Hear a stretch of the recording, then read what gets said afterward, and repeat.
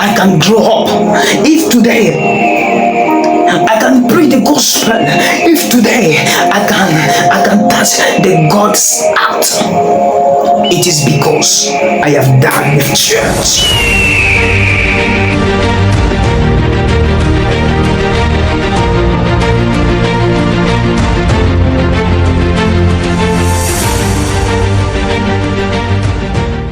Le message du royaume, c'est d'abord le cœur de l'homme.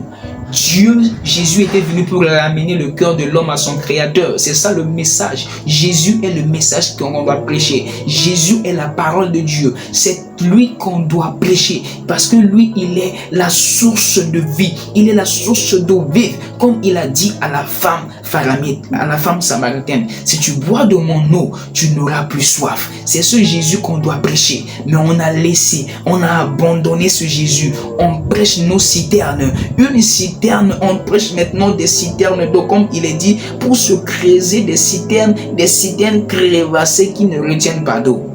On a inventé des ministères qui sont des citernes crevassées. Aujourd'hui, des programmes qui sont comme des citernes crevassées. Des chrétiens qui aiment partir à des programmes de prière. Lorsqu'ils entendent qu'aujourd'hui, il y aura une grande conférence, waouh, je ne peux pas manquer cette conférence. Waouh, je ne peux pas manquer ce séminaire. Mais dans leur cœur, c'est creusé. Tout ce qu'ils entendent, ça rentre là, ça sort là. Ça ne vient pas dans le cœur. C'est un double péché. Cet évangile qu'on te prêche, est-ce que ça te change? Est-ce que ça change ton cœur? Est-ce que ça communique la vie à ton cœur?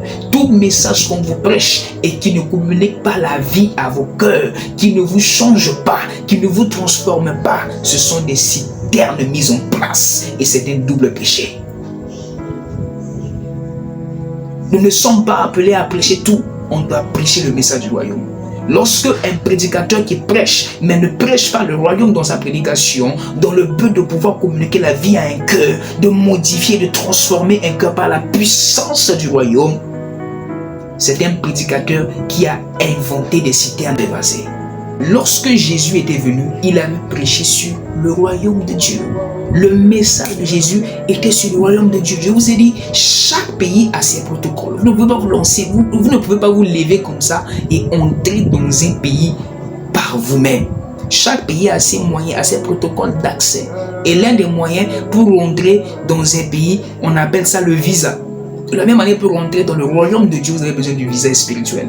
Et le visa pour entrer dans le royaume de Dieu, c'est la nouvelle naissance. Jean le chapitre 3, le verset 3, la Bible dit que si on n'est pas né de nouveau, on ne peut pas voir le royaume de Dieu. Naître de nouveau, c'est le visa qu'il vous faut pour entrer dans le royaume de Dieu. Si vous n'êtes pas converti, vous n'avez pas cru à la mort et la résurrection de Jésus, vous n'avez pas donné votre cœur à Dieu par Jésus son Fils, vous ne pourrez jamais hériter le royaume de Dieu. La condition qu'il vous faut pour hériter le royaume, travailler avec le royaume, c'est ce qu'on appelle la nouvelle naissance. Et la nouvelle naissance, c'est la foi. Oh yes. Je vous ai dit, dans Luc chapitre 12, verset 32, la Bible dit que le Père a trouvé bon de vous donner le royaume. Ce qui veut dire que le royaume ne nous appartenait pas. Le royaume était avec Dieu. Et Dieu a trouvé bon de nous donner le royaume. C'est-à-dire que nous faire un don. Le royaume, c'est un don. Dieu nous a fait un don. Il nous a donné le royaume. Alléluia. Voyez d'abord le royaume comme un don que le Père a trouvé bon. Je vous ai dit, le but de la foi, c'est que le royaume, c'est de restaurer la relation entre nous et le Père. Tu dis aujourd'hui tu as la foi, mais c'est pas ce qu'on voit dans les églises. Aujourd'hui dans les églises, tu vois, il dit un chrétien, il a la foi, mais il n'a pas une bonne relation avec Dieu. D'abord, c'est le cœur. Oh yes, vous devez comprendre que quand vous venez dans un pays, chaque pays a ses cultures. Par exemple, ici au Ghana, le Ghana a ses cultures. Si vous venez ici au Ghana, le Ghana va vous dire qu'ici au Ghana, on ne salue pas quelqu'un avec la main gauche. Quand on te donne quelque chose à la main gauche, ne prends pas. Ici au Ghana, chaque pays a ses cultures. Les cultures de ton pays ne sont pas forcément les mêmes cultures du pays du voisin. Non. Amen. Je vous donne un exemple. Il y a de cela l'année passée, il y avait une sœur qui est venue aussi, une sœur centrafricaine qui est venue de la Centrafrique ici au Ghana. Et quand elle est venue en sortant pour aller au marché, elle a attaché un pain, ok, un pain de femme et tout cela. Et quand elle est partie au marché, tout le monde la voyait bizarrement. Mais ça, c'est quel genre de femme? Peut-être c'est une prostituée parce que quand tu portes pain comme ça, comme une femme, tu es mal vu ici. Alors que chez nous, là-bas en Centrafrique, quand tu fais ça, tu es respecté. Et quand j'ai vu ça, automatiquement, le Seigneur m'a fait comprendre quelque chose, que le mal doit être discerné. Ce qui est mal pour toi n'est pas forcément un mal, généralement. Est-ce qu'on se comprend?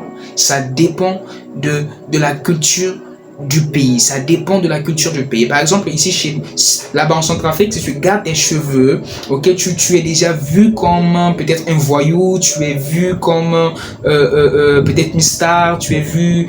Ça dépend. Là-bas, c'est comme ça qu'ils voient et c'est comme ça qu'ils comprennent.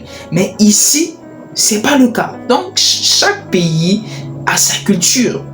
Voilà pourquoi le mal doit être discerné. De la même manière, dans le royaume de Dieu a sa culture et a ses valeurs. Alléluia. Voilà pourquoi, dans le royaume de Dieu, pour savoir ce qui est bien et ce qui est mal, vous devez discerner. Yes, c'est pas tout. Parfois, ce qu'on dit même que c'est mauvais, mais dans le royaume de Dieu, c'est pas mauvais. Yes. Pourquoi? Parce que vous ne comprenez pas la culture de ce royaume. Quelle est la culture de ce royaume? Est-ce que tu comprends la culture? Tu connais la culture du royaume de Dieu? C'est très important. Il y a une différence entre le concept du mal et le concept du péché. Yes. Ce qui est mal n'est pas forcément un péché. Oh yes. Ce qui est mal n'est pas forcément un péché. Lorsque l'homme a mangé le fruit de la connaissance du bien et du mal, ça leur donne la capacité de découvrir, de discerner ce qui est bien et ce qui est mauvais. Ce qui est mauvais n'est pas forcément un péché. Alors vous devez connaître, à chercher à savoir c'est quoi un péché selon le royaume de Dieu. Alors pour répondre à cette question, on va aller maintenant dans le jardin d'Éden. Dans le jardin d'Éden, Dieu avait donné une instruction à l'homme. Il a dit: l'homme, mange pas ce fruit. Tu peux manger tout dans le jardin, mais à cet arbre qui est situé au milieu, où ça contient le fruit qui peut vous amener à connaître le bien et du mal, quand vous mangez ça, vous allez mourir. Et l'homme Adam n'était pas là. Le serpent est venu, le serpent a séduit Ève. Et Ève a mangé en premier lieu. Elle a cru au serpent, elle a mangé le fruit défendu, et après, elle a donné le fruit à son mari qui est Adam. Malgré tous ces scénarios-là, dans le livre de Romains chapitre 5, le verset 12, Romains chapitre 5, le verset 12, lisez ce qui est arrivé, ce qui est à l'écran. Romains chapitre 5, le verset 12, écoutez ce qui est dit.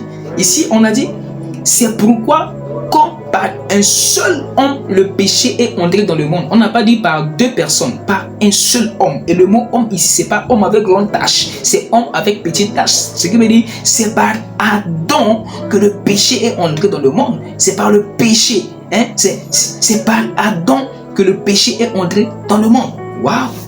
Donc, pour l'homme, pour Dieu, c'est Adam lui seul qui a péché. C'était pas la femme qui a péché, c'était pas Ève qui a péché. Malgré tout ce que Ève a fait.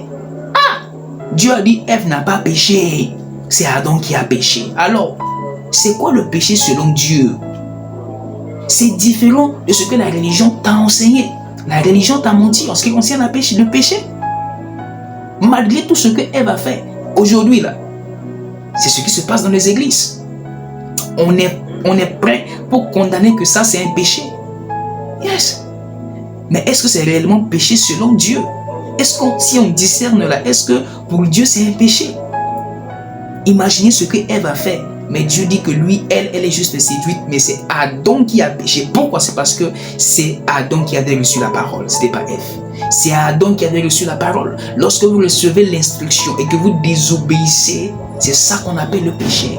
Toute désobéissance à l'instruction, à la parole que Dieu vous dit, c'est un péché. Si aujourd'hui Dieu me dit: Télésphore, construis, bâtis pour moi une église, et que je dis: non Seigneur, je ne suis pas pour bâtir une église, je fais autre chose, j'ai désobéi à la parole de Dieu, et c'est un péché selon le royaume de Dieu. Alléluia.